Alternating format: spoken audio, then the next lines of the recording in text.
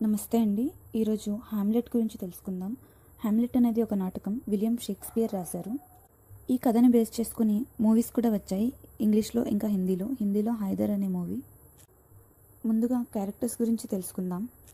ఈ కథలో hero Hamlet. Hamlet యొక్క తండ్రి పేరు కింగ్ హామ్లెట్ అండ్ హామ్లెట్ పేరు ప్రిన్స్ హామ్లెట్. హామ్లెట్ యొక్క బాబాయ్ క్లాడియస్, అమ్మ జర్ట్రూడ్, మంత్రి పొలోనియస్ అండ్ హామ్లెట్ యొక్క ప్రేయసి ఒఫేలియా. ఒఫేలియాకి ఒక బ్రదర్ ఉంటారు, అతని పేరు లియార్టెస్. హామ్లెట్ యూనివర్సిటీలో చదివేటప్పుడు తన యొక్క ఫ్రెండ్ హొరేషియో. అయితే కింగ్ హామ్లెట్ డెన్మార్క్కి రాజు. కింగ్ హామ్లెట్ చనిపోయి దయ్యంలా మారుతాడు.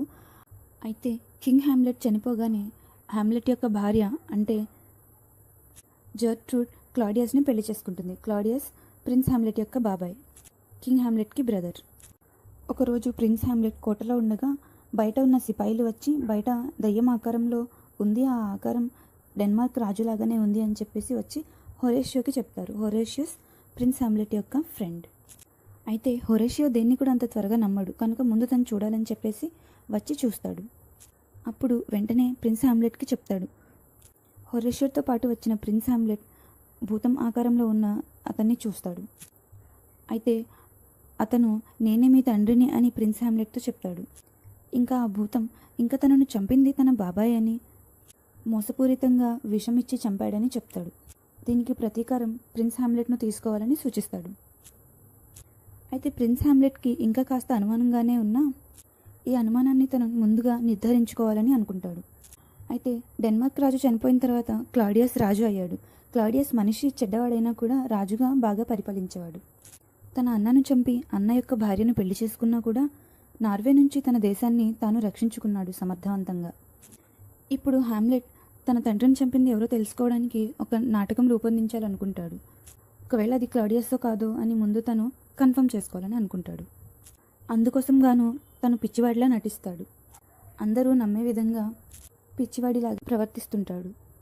అయితే మంత్రి అయిన పొలోనియస్ మాత్రం తన పరిస్థితి మీద అనుమానంగానే ఉంటుంది తనకి.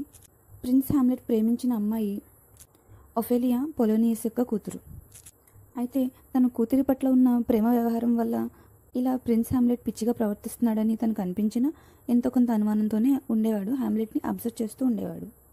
అయితే ఇక్కడ గుర్తుంచుకోవాల్సిన మరో రెండు పేర్లు ఏంటంటే హామ్లెట్ యొక్క పాత ఫ్రెండ్స్ అయిన రోసెన్క్రాంట్జ్ అండ్ గిలెన్స్టర్న్. పొలోనియస్ వీళ్ళిద్దరిని హామ్లెట్ని అబ్జర్వ్ చేస్తూ ఉండడానికి నియమిస్తాడు. పొలోనియస్ కూడా ప్రిన్స్ హామ్లెట్ని అబ్జర్వ్ చేస్తూ ఉంటాడు. కానీ హామ్లెట్ కూడా లోపల ఒక ఆలోచనతో ఒక నాటకాన్ని రూపొందించాలని అనుకుంటాడు. నాటకం వేసేవాళ్ళని కలిసి తన తండ్రి చెప్పిన విధంగా, తన తండ్రి ఏ విధంగా చనిపోయాడో అటువంటి నాటకాన్ని ప్రదర్శించాలని తను అనుకుంటాడు.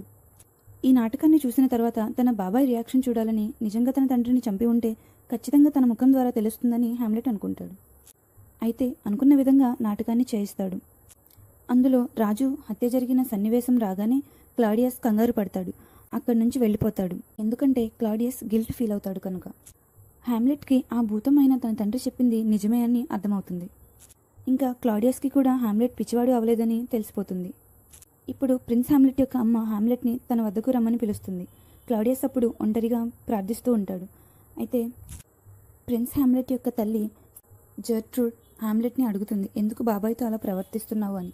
అప్పుడు ప్రిన్స్ హామ్లెట్కి చాలా కోపం వచ్చేసి తల్లితో కోప్పడుతుండగా కర్టెన్ వెనుక నుంచి పొలోనియస్ గమనిస్తూ ఉంటాడు. ప్రిన్స్ హామ్లెట్ తల్లిపై కోపం చెందడం చూసి పొలోనియస్ హెల్ప్ అని గట్టిగా అరుస్తూ ఉంటాడు. హామ్లెట్ వెంటనే బాబాయ్ అనుకొని కత్తితో దాడి చేస్తాడు. పొలోనియస్ అక్కడికక్కడే మరణిస్తాడు. కానీ హామ్లెట్ కావాలని పొలోనియస్ను అయితే చంపలేదు, తన బాబాయ్ అనుకొని మర్డర్ చేస్తాడు.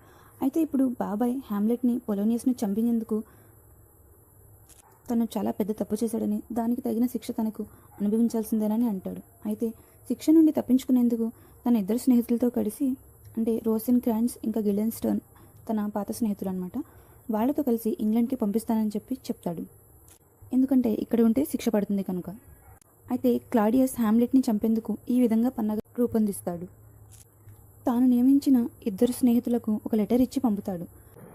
ఆ లెటర్లో ఈ లెటర్ ఇచ్చిన వారిని చంపేయండి అని రాసి ఉంటుంది. హామ్లెట్ ఎలాగో తప్పించుకుంటాడు కనుక లెటర్ ఇచ్చిన ఫ్రెండ్స్ ఇద్దరిని లెటర్ అందిన వెంటనే అక్కడి రాజు హతమార్చేస్తాడు. ఇప్పుడు ఒఫేలియా తన తండ్రి మరణ వార్త జీర్ణించుకోలేక చనిపోతుంది. అయితే ఈ విషయం హామ్లెట్కి ఇంగ్లాండ్ నుంచి తిరిగి వచ్చేటప్పుడు తెలుస్తుంది. అయితే ఇంగ్లాండ్ వెళ్లే దారిలో హ్యామ్లెట్ వెళ్తున్న పడవపై సముద్ర దొంగలు దాడి చేస్తారు. అయితే అందులోంచి తప్పించుకొని హ్యామ్లెట్ తిరిగి డెన్మార్క్కి ప్రయాణం అవుతాడు. డెన్మార్క్ తిరిగి వచ్చిన లియార్టెస్కి తన తండ్రి ఇంకా ఒఫేలియా తన సోదరిని చంపింది హ్యామ్లెట్ అని పగతో ఉంటాడు. ఎందుకంటే పొలోనియస్ని హ్యామ్లెట్ చంపేశాడు. ఇంకా ఆ బాధలో ఒఫేలియా చనిపోయింది కనుక తను పగ తీర్చుకోవాలని ఎదురు చూస్తుంటాడు హ్యామ్లెట్ రాక కోసం.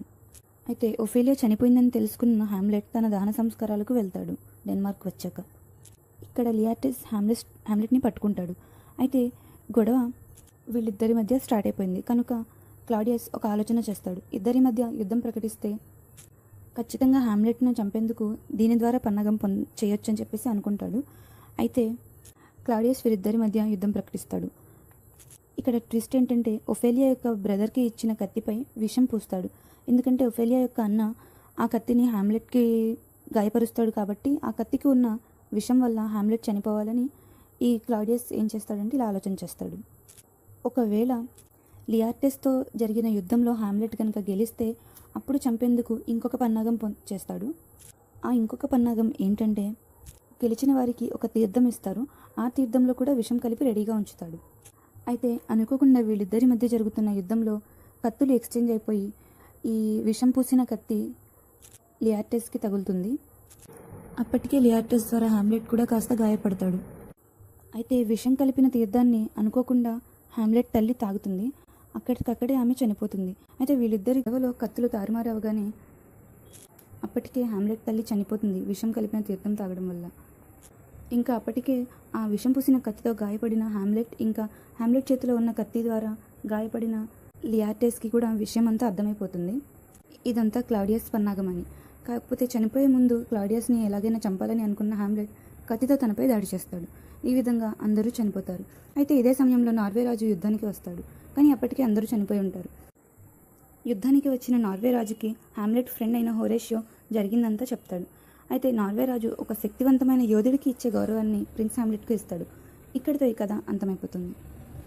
ఇంగ్లీష్ లిటరేచర్లో హ్యామ్లెట్ గురించి ఇంకా షేక్స్పియర్ యొక్క నావెల్స్ గురించి చాలా స్టోరీస్ ఉంటాయి.